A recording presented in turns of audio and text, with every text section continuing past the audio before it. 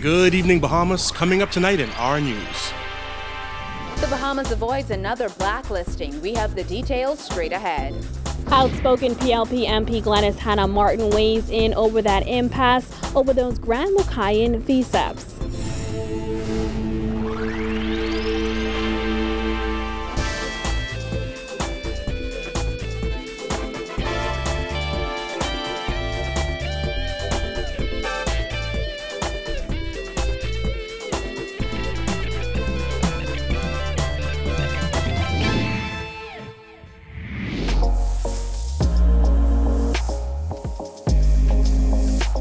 Our News is brought to you by Alive.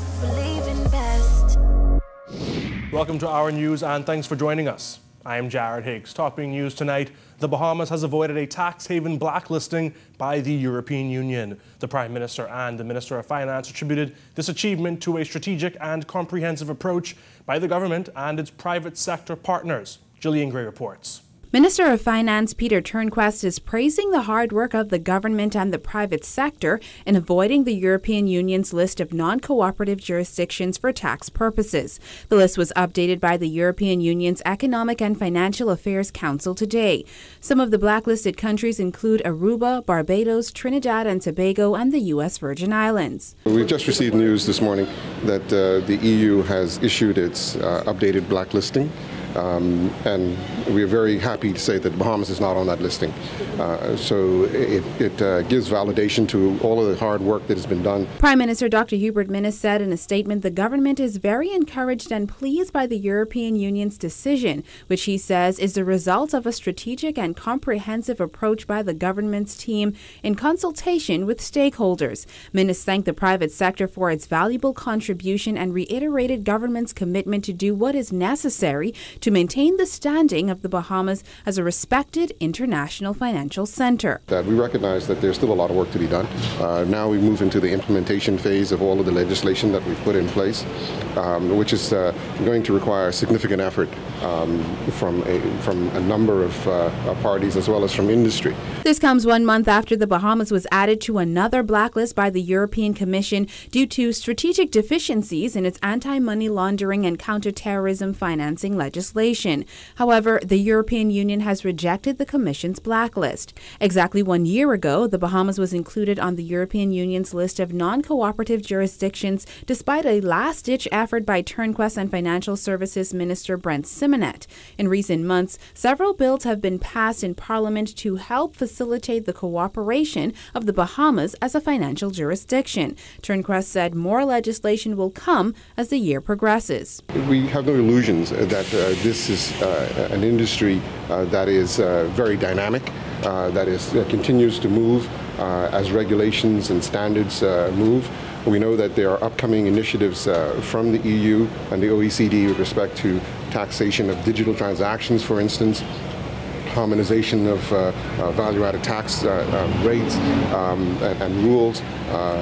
There's also initiatives on respect to the potential for some kind of minimum taxation. Both the opposition and the government have lamented the ever-changing goalposts by the European Union. However, Turnquest said he knows that in order to remain off that list, more changes must be made as the financial services sector evolves. The important thing is that the Bahamas is at the table. And we are, in fact, participating in the discussions. So we are keeping abreast of the developments and not allowing ourselves to fall behind as we have in the past. We are actively participating. Our technical teams are there. As you know, we have an ambassador to Brussels now, and so we're getting real-time information. Now, the Deputy Prime Minister maintains that no matter how the goalposts may change or what the international body may suggest, the government will not do anything that will endanger the Bahamian economy. Reporting for Our News, I'm Gillian Gray.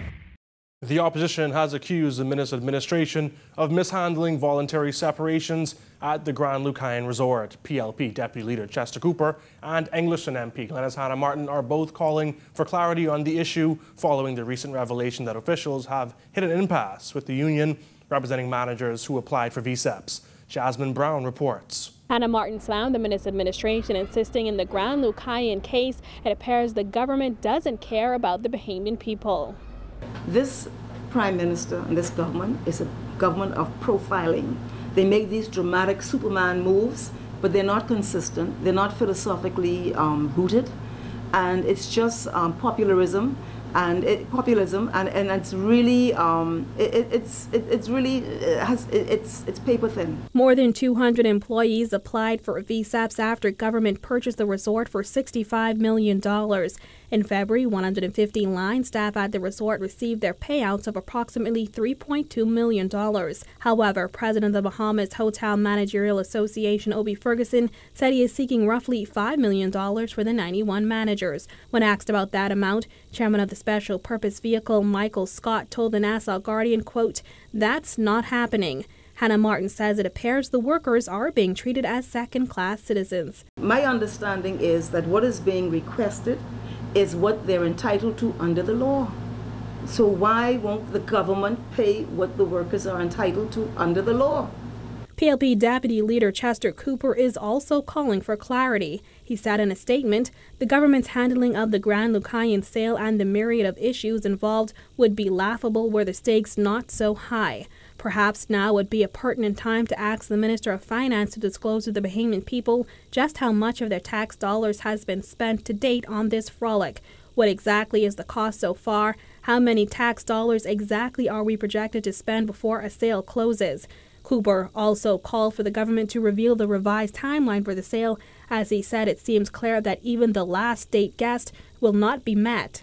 He said, "This lack of transparency and accounting are a breach of trust by Hubert Minnis and the F&M. This is not what transparency looks like. There is a lack of accountability in the spend of taxpayer dollars, apparently to save face politically, and it is wrong." Hannah Martin agreed. This administration is duplicitous.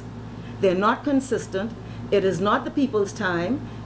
Actually, it's the people's time to wake up very quickly, because we do not know what's going on with this administration. It's a very dangerous situation where they're doing things and we're catching up at the end of the day, and frankly, we don't even know what it means. Cooper and Hannah Martin say these questions could have been answered if the government simply had a mid-year budget debate. Reporting for our News, I'm Jasmine Brown. The family of a South African woman who died from tuberculosis in New Providence is pleading with the Bahamian government to repatriate her remains and order that her cremation be ceased. According to her family, she was in good health before leaving to start her employment on a cruise ship, so the news of her death was shocking. She got sick and then she was admitted in a hospital there, and then she passed away. Now we're having a problem of getting her body back so we can give her a proper burial. They're saying the body is infected. They cannot bring the body back because it's going to infect the other countries that she's going to pass through. And we are pleading to the government, the health inspectors and everybody in South Africa to help us so we can get our sister back.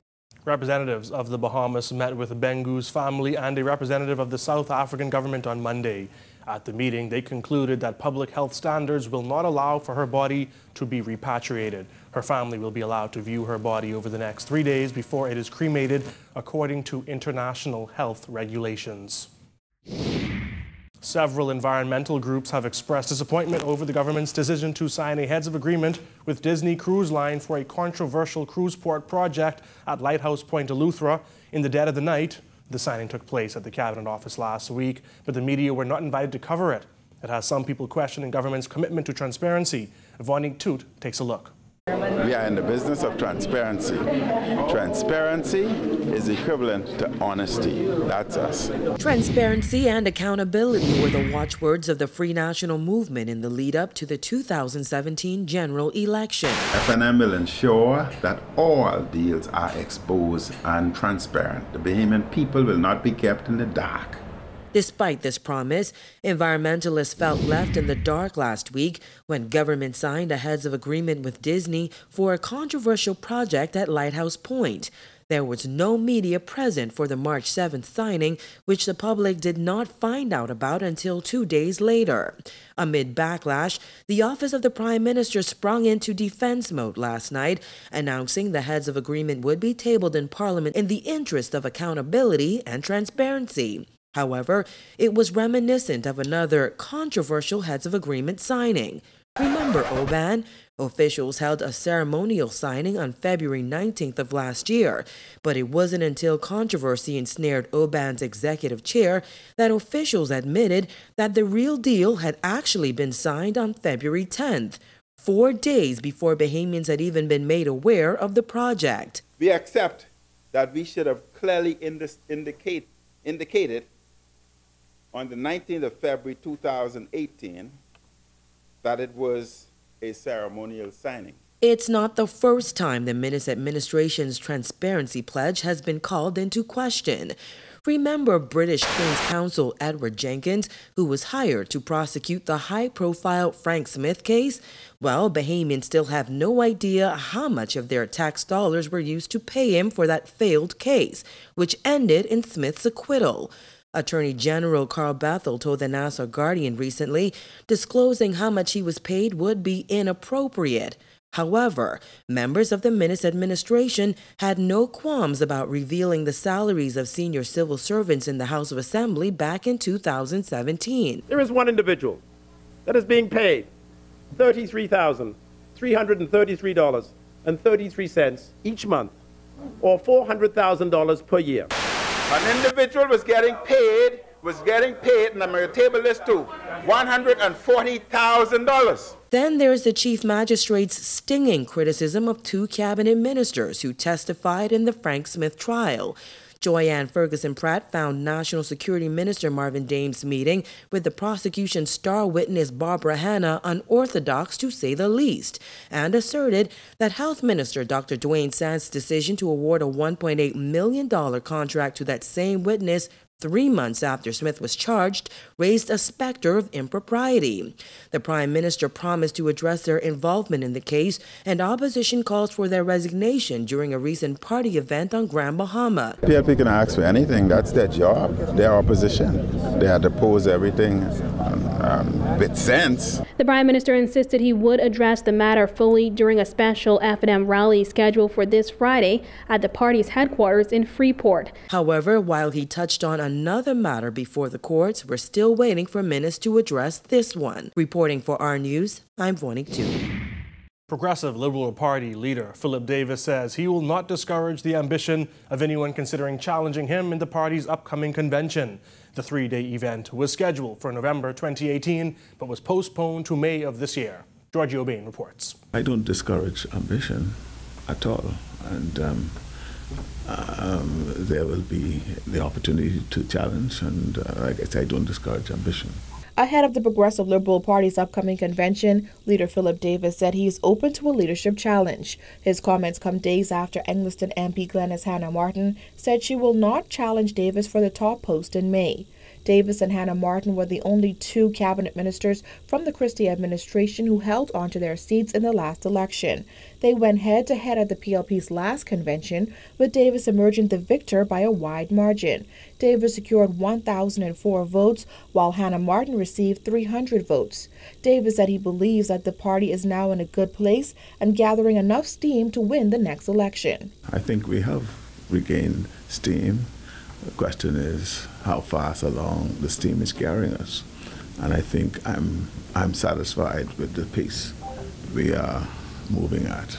Questioned on whether voters would see former candidates returning to run in the next election, Davis said it is possible if they fit into the overarching vision for the party. The overarching goal for me as the leader of the Progressive Party is to ensure that the party has the vision, the image and message to assure victory in the next election. The overarching aim is to win the next election. The components that will be necessary to assure that victory, right, will be what I engage and put in place. And insofar as the candidates are concerned, the candidates will have to fall within that overarching goal. The PLP was scheduled to hold its convention last November. However, it was postponed to May following the October 25th death of Chairman Emeritus Bradley Roberts. Davis said they have not yet set a definitive date. I'm waiting to hear from the chairman I think we may have lost those dates because the hotel was indicating that they were unable to find the 3 consecutive days for the convention. Reporting for our News, I'm Georgia Bain. So to come on our news, education employees feeling the heat. Plus, a PLP MP slams the stall relocation of the post office. Stay tuned.